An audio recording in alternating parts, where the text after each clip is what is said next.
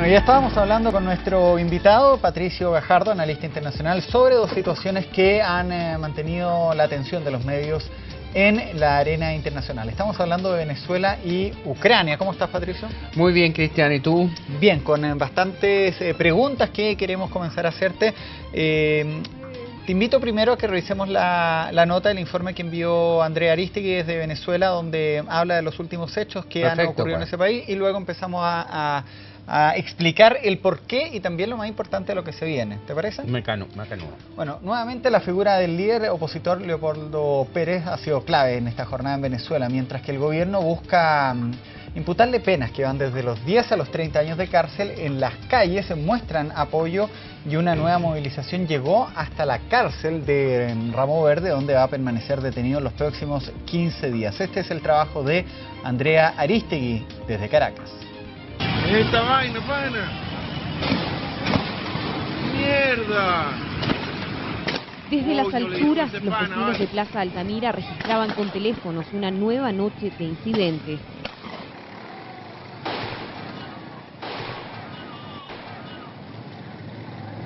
Manifestantes que protestaban y cortaron el tránsito fueron dispersados por la Policía Nacional. ¿Qué es lo que está pasando? ¿Qué pasó? Llegaron y destruyeron todo, destruyeron todas las motos. Los muchachos estaban manifestando ahí tranquilos y llegaron ellos como unas bestias, tumbaron todas las motos, las patearon y todos los muchachos están refugiados en los edificios y no pueden salir. Decenas de motos abandonadas en la calle de quienes arrancaron en medio del humo de las barricadas y las lacrimógenas. Eran vestigios de lo que había ocurrido solo minutos antes.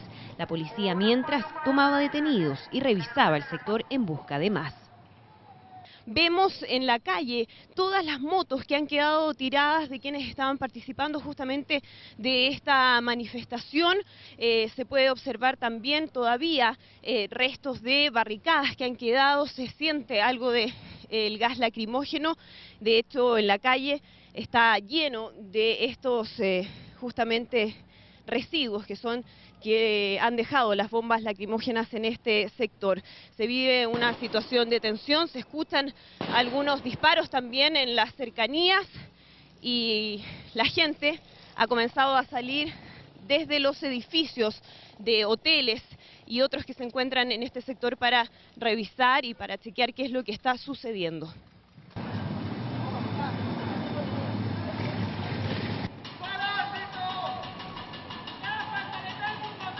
Gritos contra los uniformados desde los edificios, acusándolos de abuso y represión. La policía, en cambio, dice que se actúa de acuerdo a los procedimientos y que la violencia viene desde los manifestantes. Escena que se ha repetido en otras ciudades del país y que, según el gobierno, ya ha dejado un saldo de 6 víctimas fatales, entre ellas la ex reina de belleza Génesis Carmona. ¿Quién es el responsable de la sangre en las calles? Se preguntan muchos, acusaciones cruzadas de uno y otro lado. Por cada hecho violento que sucede en este país, tiene responsables. Uno de ellos está preso. Los demás irán uno por uno, llegando al mismo camino, a la misma celda. Yo estoy en desacuerdo con la violencia, rechazamos la violencia, pero vemos que hay mucho interés de parte del gobierno en continuar con la violencia. Mientras algunos venezolanos intentan seguir con su vida de manera normal, otros prefieren mantenerse en la calle. Manifestaciones como estas se repiten día y noche en distintos puntos de Caracas y de otras ciudades del país. Ellos son los violentos, tienen colectivos armados que atacan a los estudiantes cuando van a protestar, ¿ok? Ellos son los violentos, nosotros no. Pese a las manifestaciones y los cortes de tránsito, el país continúa funcionando con relativa normalidad. La mayoría de la gente sigue yendo a sus trabajos, el comercio tiene sus puertas abiertas y las calles del centro de Caracas lucen así. Se libra, eso sí, una guerra de acusaciones, mientras la oposición usa redes sociales para subir videos y fotografías y mostrar lo que consideran su verdad. En las cadenas de televisión hablan textualmente de la violencia de la derecha fascista y de cómo se empieza a forjar lo que llaman un golpe de Estado suave. Justo al medio continúa la guerra mediática contra Venezuela. Que los medios no vayan a montar un escenario como el de Libia. ¿Ve? Este escenario no sirve en Venezuela. Los gringos no pueden entrar aquí y están mandando mercenarios como esos que están allá, que inclusive muchos de ellos desclasados son de los barrios populares que los ponen como carne de cañón. Imputado precisamente por planificar incidentes del pasado 12 de febrero, Leopoldo López quedó detenido. Después de una audiencia de cargos en la cárcel de Ramo Verde y no en el Palacio Judicial, el líder de Voluntad Popular quedó en prisión por 45 días y arriesga una pena de hasta 10 años tras las rejas.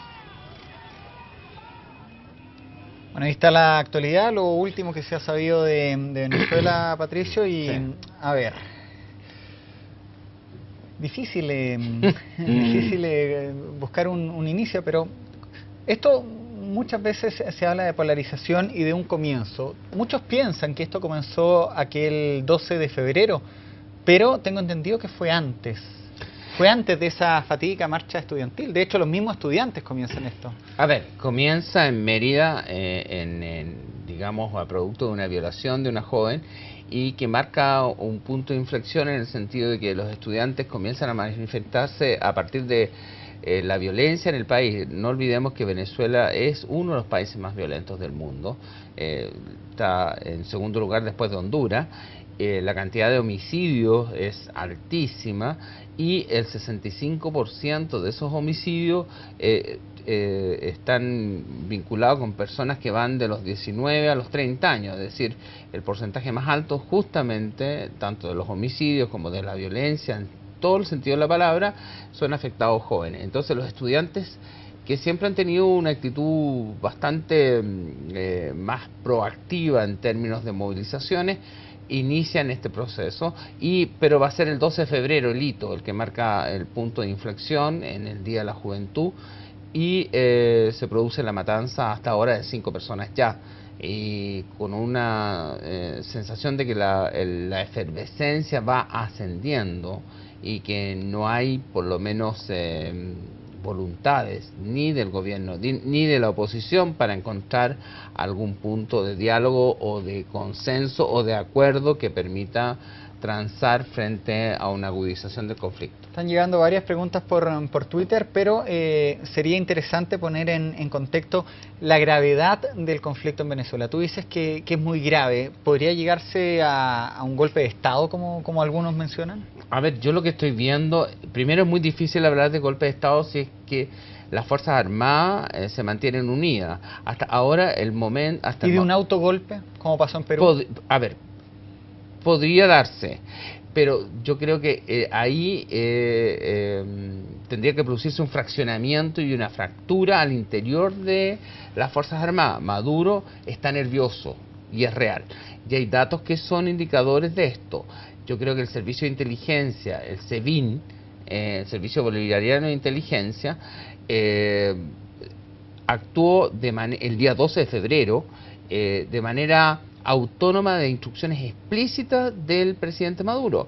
El presidente Maduro había mandado a cuartelar a el SEBIN, y sucede que se descubre posteriormente que el SEBIN estuvo en los ataques a los estudiantes y participó al menos, en lo más probable, en 2 muertos, que se ha comprobado, según el mismo presidente Maduro, que la pistola que se utilizó para matar a 2 de estos estudiantes era la misma arma, y uno fue un líder chavista y otro fue un manifestante. Ahora, de esto surge 2 cosas. Uno, la caída del director del SEBIN, del director de inteligencia, y la segunda duda es quién, digamos, dio la orden de desautorizar la decisión presidencial. Y la segunda pregunta, o la tercera conclusión que uno puede sacar: Maduro está gobernando de manera tan consolidada y tan coherente, así que frente a tu pregunta si es factible un golpe de Estado, es factible siempre y cuando se fracture las Fuerzas Armadas, que el gobierno de Maduro es un gobierno sustentado más que por un partido, es un gobierno sustentado por las Fuerzas Armadas, como lo fue Chávez y el chavismo también. Tengo varias preguntas acá que había preparado, pero están llegando varias también del Twitter. Entonces, me alegro, aprovechando pues. que estamos en vivo, vamos con algunas consultas y tú las respondes brevemente para que vayamos así avanzando. La hace Diego Alonso Mendoza. Patricio, ¿usted cree que es posible que haya una guerra civil en Venezuela? La guerra civil también exige que se produzca una fractura de las Fuerzas Armadas y que un sector de las Fuerzas Armadas se alineen ya sea con la oposición y el otro con el gobierno. Mientras no se dé esa situación, una guerra civil es difícil que se dé. Ahora, lo que yo estoy percibiendo es un estallido social en aumento, en la cual la población civil está siendo reprimida fuertemente por sectores, por los colectivos, como escuchábamos ahí en el informe de Andrea Aristique, que son grupos armados que transitan frecuentemente por distintas ciudades de Venezuela, amenazando y con plena libertad. De hecho, los colectivos, como denominaba Chávez, que los formó Chávez, eran brigadas civiles que tenían licencia para, de alguna manera, intervenir electoralmente. Los días de elecciones participan en las elecciones entregando propaganda y amenazando también a los votantes para que voten por los candidatos chavistas. Es interesante lo que dices tú de esta definición de guerra civil, que es cuando las Fuerzas Armadas se fraccionan, que es lo que pasó en Siria, y no así no se habla de guerra civil en Egipto, por ejemplo, donde se derrocó un gobierno, pero las Fuerzas Armadas fueron las que dieron justamente estabilidad de alguna manera. Y en Ucrania, que se estaría dando ahí un caso parecido, en términos de que es la población civil versus, digamos, las fuerzas policiales, las fuerzas de la autoridad. Entonces, lo que estamos viendo ahora, no digo que a futuro no podría evolucionarse otra cosa, lo que estamos viendo hoy día es un estallido social cada vez más violento y evidentemente eso puede evolucionar, ya sea una guerra civil o cualquier situación o que los opositores o grupos opositores decidieran armarse y entrar en un enfrentamiento con otras características. María Estela consulta, ¿debe o no intervenir la comunidad internacional en Venezuela, en el caso de Venezuela? Si es así, ¿de qué formas? Debe hacerlo, debe propiciar. Yo creo que la comunidad internacional hay ciertos principios en los cuales hay que entrar a valorar, entre ellos la democracia. Es inconcebible que ayer, cuando se entregó López, no hayamos tenido ninguna imagen, sino que todo haya sido vía Twitter y fotos, pero que los canales y la televisión solamente pueda concentrarse con la manifestación de Maduro y no haya libertad de prensa y libertad de información. El gobierno ha ido concentrando y además ha ido siguiendo una política desde Chávez, que es atacar a los medios de comunicación y la libertad de información como un principio básico de ir concentrando el poder. Y la democracia se sustenta en dos puntos clave, aparte de muchos, pero uno, la libertad de información y la pluralidad de información. Y por eso me dio tanto gusto escuchar a Andrea Aristique, porque pudimos ver cosas que hacía días que no estábamos en condiciones de ver. Bueno, de hecho se cerró TN24, que es una cadena colombiana, y ahora amenazó con sacar del país a CNN en español. Exactamente. Mira, entonces, sí, por favor. No, bueno, eso, sí, digamos. Se habla mucho del interés de Cuba, y Cristian Arévalo justamente hace esa consulta. ¿Cuál es el interés que tiene Cuba en Venezuela? Muchísima. El petróleo, para partir con eso. Pero no es solamente un tema del petróleo. Cuba, después de que cae la Unión Soviética, sobrevive el régimen a través de una ayuda que alrededor es de entre 5.000 a 6.000 millones de dólares anuales en exportación de petróleo a precios más baratos del mercado. Subsidiado. Bueno, esos 5.000, 6.000 millones de dólares, y aparte de una serie de beneficios, Cuba lo entrega o lo paga de alguna manera con misiones, es decir, con médicos cubanos que van muchas veces a las zonas más difíciles, a las poblaciones que son más de difícil penetración, y con médicos profesionales, etcétera, y además evidentemente con asesores que han ido apoyando y apuntalando al gobierno chavista. Por lo tanto, un derrumbe del régimen de Maduro sería tendría un impacto clave en la mantención del régimen cubano, un régimen que está llevando a cabo reformas, pero que obviamente está en una situación económica bastante crítica. Entonces hay una correlación absoluta entre Cuba y Venezuela. Ítalo trata de ir un poco más al futuro y te pregunta, Patricio, ¿cuál podría ser la solución para este conflicto? Él se pregunta, ¿elecciones anticipadas? Siempre y cuando Maduro dé un paso al costado. ¿Cuál sería la solución política a esto? A ver, vamos a una solución racional que no la veo factible porque ninguno de los dos sectores están en un planteamiento racional. De hecho, el presidente Maduro ha colocado esto como una conspiración, como un golpismo, incluso ha sacado funcionarios norteamericanos, ha culpado al presidente Álvaro Uribe, ha cuestionado al propio presidente Piñera por las declaraciones que ha hecho. Es decir, cualquier autoridad que ose plantearse frente a temas fundamentales, como las libertades fundamentales de protestar, por ejemplo, cuando prohibió, y de hecho sigue prohibiendo, que ninguna protesta pública se pueda hacer sin tener permiso, etcétera, y se ha dicho que el fascismo no va a entrar en Caracas, en la zona central de Caracas. Claro, entonces nos encontramos que también libertades fundamentales como el derecho a la manifestación y a la expresión pública, que es parte también de un sistema democrático, eso no se ve por ninguna parte. Sobre diálogo, siempre Maduro ha huido hacia adelante, es decir, ha ido por profundizar la revolución bolivariana y por asumir, no que el país está dividido en mitades, no olvidemos que él ganó con un 1% del electorado y por lo tanto nos encontramos en un país dividido absolutamente por mitades. A eso le sumamos una inflación catastrófica, la más alta del mundo, con un 56%. Tenemos un desabastecimiento creciente, se habla del 28% más o menos promedio, es decir que la gente para encontrar algo leche, confort, medicina, etcétera, es un proceso muy complejo, y sumado a eso tenemos una pérdida de lo que son los recursos en términos de dólares para poder comprar abastecimientos que permitan mantener un cierto modus vivendi, asumiendo además que la producción de petróleo ha ido disminuyendo por incapacidad de la propia PDVSA, que expulsó a muchos ingenieros y colocó ahí cuadros políticos que al final están teniendo un efecto muy negativo en la propia producción petrolera, a pesar de que Venezuela es el país con mayores recursos petrolíferos a nivel mundial, superiores a Arabia Saudita. La última pregunta para pasar a Ucrania, que vamos a tocarlo más brevemente. María Angélica Peche, ¿cuál es el sentido de la estrategia de entregarse a la justicia que tiene Leopoldo López? Corre en riesgo su vida, y la figura de esta persona que ha nacido prácticamente este año a la opinión internacional. Él fue alcalde, tiene una carrera política bastante dilatada, pero para la prensa era Capriles. Bueno, tú lo has dicho y ahí está la respuesta, estimado Cristian.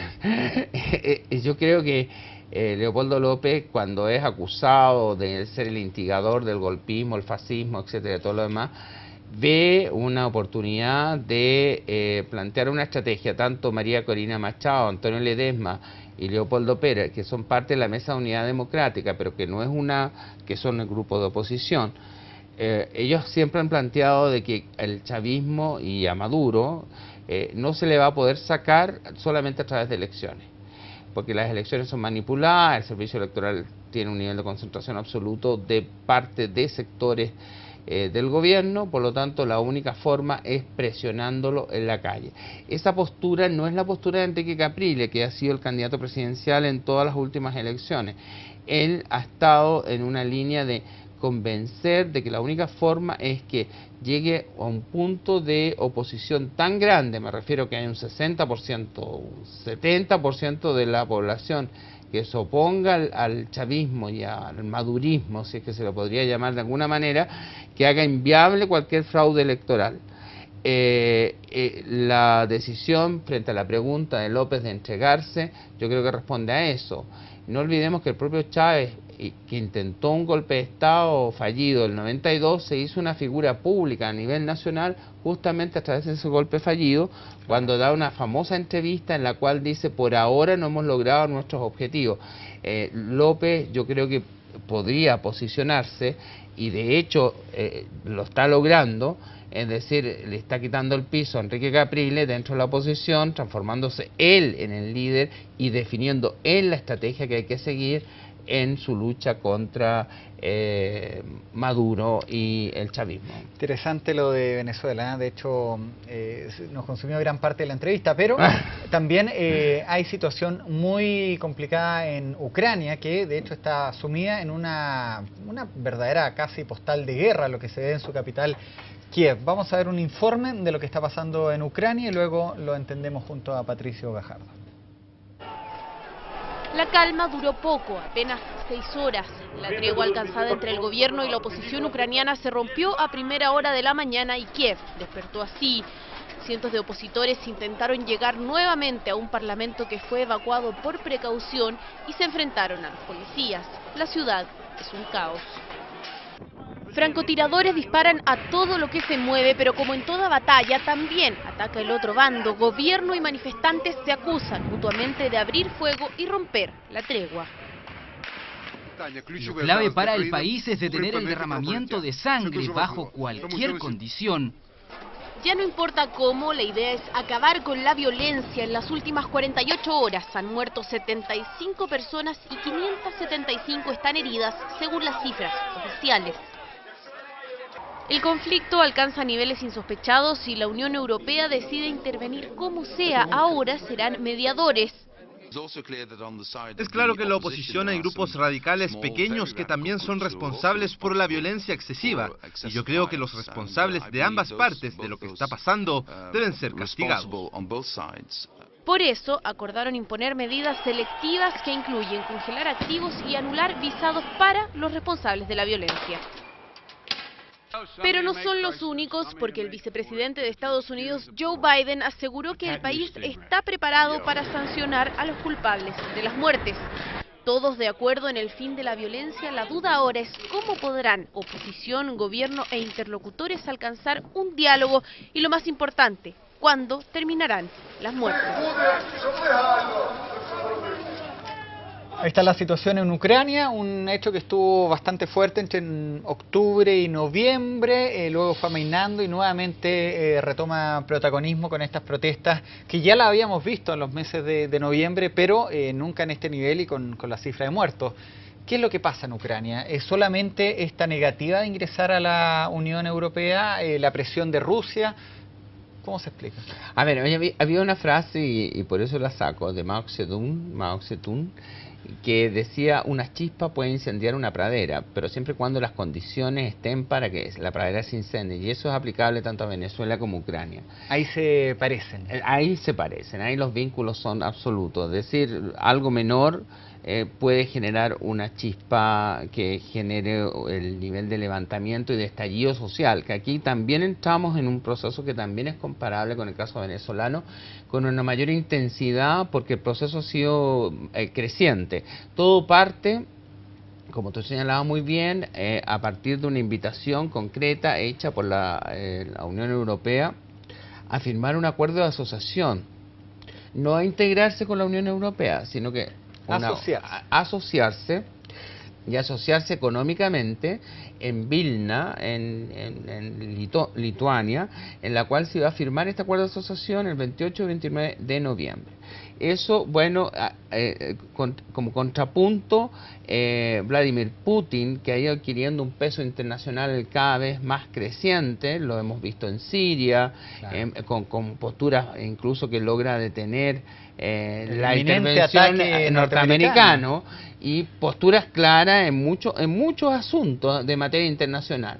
Y él está planteando la construcción de una alianza euroasiática, que vendría a ser, en términos simples, una especie de Unión Europea, pero con un eje central que sería Rusia, y probablemente, lo posible, la gran mayoría de los países que fueron parte de la Unión Soviética. No olvidemos que la Unión Soviética estaba compuesta por 17 repúblicas, de las cuales una de ellas es Rusia, la más grande, por cierto.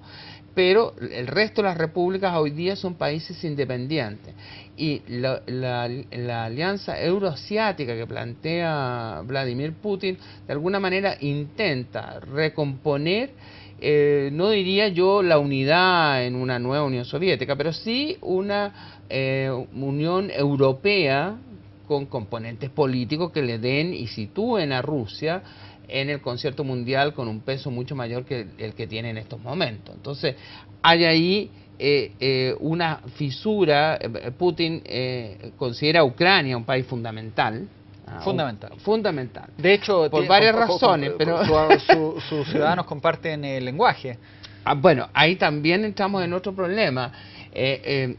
Ucrania está dividida en dos. La zona occidental de Ucrania habla ucraniano o ucranio, y al este del río Dnieper hablan ruso, incluyendo la península de Crimea. Entonces, los ciudadanos del este se sienten mucho más vinculados culturalmente, no solamente económicamente, que también Ucrania es un país muy vinculado económicamente a Rusia, pero se siente mucho más vinculado a Rusia que los que hablan ucraniano, que son donde se ubica Kiev, donde hemos visto las grandes manifestaciones. Que de hecho fue noticia cuando se derribó la estatua de Lenin, ¿te acuerdas tú? Por supuesto, era todo un símbolo. Además que siempre el país, el nombre del país significa frontera, Ucrania. No, y justamente tiene un lugar geopolítico muy importante, está en lo que es, sería una bisagra entre Europa y Asia. Es una bisagra entre Europa y Asia y entre Europa y Rusia. Además. Y básico, y sumado que es donde cruza los gasoductos de energía que van y llevan el gas hacia la Unión Europea, por lo tanto, y desde Rusia, por lo tanto, ese es el mecanismo de presión que ha utilizado Rusia muchas veces para controlar digamos, las decisiones que se toman. A eso sumémosle esta división que encontramos entre los rusos parlantes y los ucranianos parlantes, con una propuesta que hace Putin de 15.000 millones de dólares para subsidiar la economía ucraniana, cuando se le hace la oferta de alinearse a la Unión Europea. De hecho, los ucranianos parlantes son partidarios no solamente de firmar esta asociación, sino que son partidarios de sumarse a la Unión Europea y occidentalizarse absolutamente y romper relaciones, no romper relaciones, pero sí alejarse de la influencia de Rusia, que ven como una potencia dominante en la zona y que ha querido siempre subordinar a Ucrania a los intereses rusos. Claro, ahora ingresó también al escenario de Estados Unidos. Vamos a ver si es que logran o no los norteamericanos influir de alguna manera, ¿no? Bueno, Estados Unidos, evidentemente que han habido declaraciones de Obama particularmente críticas a la forma en cómo la policía y las fuerzas de orden están reprimiendo. Han habido muchos muertos. Por lo tanto, aquí vemos una nueva similitud a lo que está pasando en Venezuela, es decir, es un choque más que entre las Fuerzas Armadas y la ciudadanía, es entre la policía, eso sí, con armas, con balas, etcétera, que está reprimiendo a los manifestantes. Cayó el gobierno de Yakunovich, el presidente que reemplazó a Julia Timochenko en su momento, y que es partidario de la alianza con Rusia. Pero es bien interesante, Yakunovich y Vladimir Putin no se pueden ver, no se soportan, eso es lo personal, puede ser chismología, pero sí mantienen relaciones comerciales. Sí mantienen relaciones económicas y a favor de mantener vínculos entre los dos países. De repente los vemos en la tercera temporada de House of Cards. Sí, así es, Cristian. Muchas gracias, Patricio. Un placer.